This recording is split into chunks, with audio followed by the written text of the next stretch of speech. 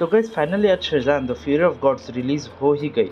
तो पहले मैं इस मूवी के लिए ज्यादा एक्साइटेड नहीं था क्योंकि इस मूवी में हमें जो भी विलन दिखाए हैं वो कॉमिक्स में एग्जिस्ट ही नहीं करते। पर जब मैंने मूवी देखी तो दिल खुश हो गया। क्रिएटर्स की तारीफ करनी पड़ेगी। तो ये मूवी एक लाइट हार्टेड और एंटरटेनिंग टोन वाली मूवी है, पर इसके डायरेक्टर है हॉरर टाइप की मूवी बनाने के एक नंबर। तो इस एंटरटेनिंग मूवी में एक हल्का हॉरर और डार्क टच देके फैंस को एकदम ही खुश कर दिया। और तो मूवी का फर्स्ट हाफ हमें एंटरटेन करता है तो सेकेंड हाफ तो पूरा एक्शन पैक है, तो उसी कारण स्क्रीन से भी आपकी नजर नहीं हटेगी। और तो Shazam the Fury of Gods में भर भर के डीसी, मार्वल और गेम ऑफ थ्रोन्स के रेफरेंस पड़े हैं। तो डीसी के जो कट्टर फैंस हैं उनकी चांदी ही चांदी है। और अब आगे बढ़ते हैं, डिटेल और स्पॉइलर फ्री रिव्यू करते हैं मूवी का और जानते हैं इसमें कितने पोस्ट क्रेडिट सीन है। तो ये मूवी $100 मिलियन के बजट में बनी है, पर इसे देख के लगता नहीं कि ये मूवी $100 मिलियन के बजट में बनी है। इसके VFX के डिटेल्स को अगर देखें तो ये मूवी लो बजट में बहुत ही बढ़िया है। और तो इसमें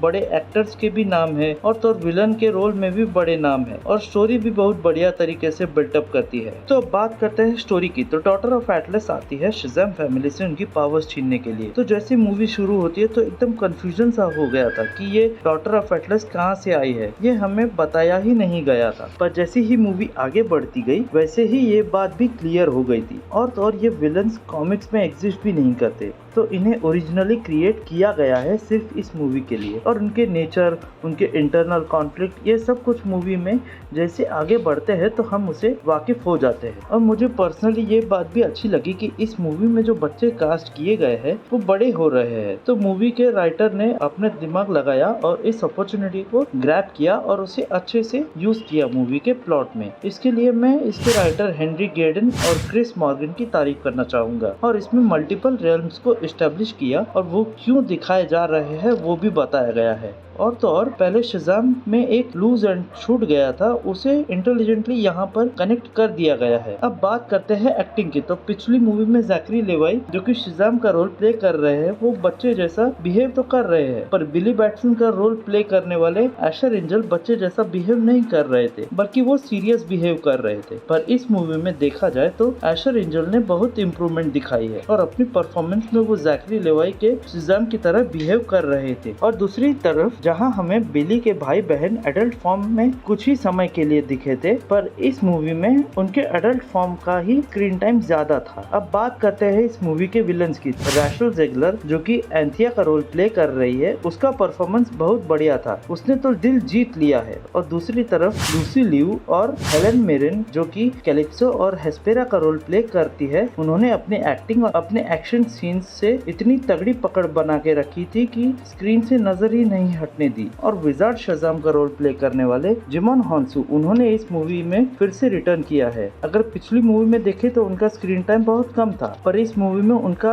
आर्क कंटिन्यू किया गया है और हमने उनका एक अलग रूप भी देखा है यहाँ पर। अब बात करते हैं मूवी के एक्शन सीन्स की। तो ऑलमोस्ट सब कुछ तो हमने ट्रेलर में देख लिया था और मूवी में भी उतना ही एक्शन था, कुछ एक्स्ट्रा ऑर्डिनरी नहीं देखने मिला। एक बात है, पर सेकंड हाफ पूरा एक्शन पैक्ड है। वहाँ पे हमने ड्रैगन की टक्कर हीरो से होती हुई जैसे आपको गेम ऑफ थ्रोन्स की याद आ जाएगी। और तो इस मूवी की मेन हाईलाइट बन जाता है ड्रैगन, जो कि हमें इम्प्रेस ही करता है जब भी उसका स्क्रीन प्रेजेंस होता है। और सारे मॉन्स्टर्स भी हमें CGI से ही दिखाए गए हैं बिना किसी भी ग्लिच के। और जो फिलाडेल्फिया सिटी की वाट लगाई वो तो नेक्स्ट लेवल था, जो तबाही दिखाई सिटी की एकदम लाजवाब लग रहा था। तो मेरे हिसाब से Shazam the Fury of Gods इस साल की सबसे एंटरटेनिंग सुपर हीरो मूवी है अब तक जितनी भी रिलीज हुई है उसमें से। तो जाने से पहले ये भी जान लो कि इस मूवी में एक मिड क्रेडिट सीन है और एक पोस्ट क्रेडिट सीन है। तो लास्ट तक बैठना सारे क्रेडिट्स रोल होने तक, ताकि आप पोस्ट क्रेडिट सीन मिस ना करो, जिससे शज़ाम का फ्यूचर भी डिसाइड किया जाएगा। तो इससे ज्यादा मैं अभी आपको नहीं बता सकता वरना स्पॉयलर्स हो जाएगा। और ये मूवी, इस मूवी में एक सस्पेंस भी है एंड में। गाइस मिलते हैं नेक्स्ट वीडियो में, तब तक के लिए वीडियो को लाइक कीजिए और नए हो तो चैनल को सब्सक्राइब कीजिए।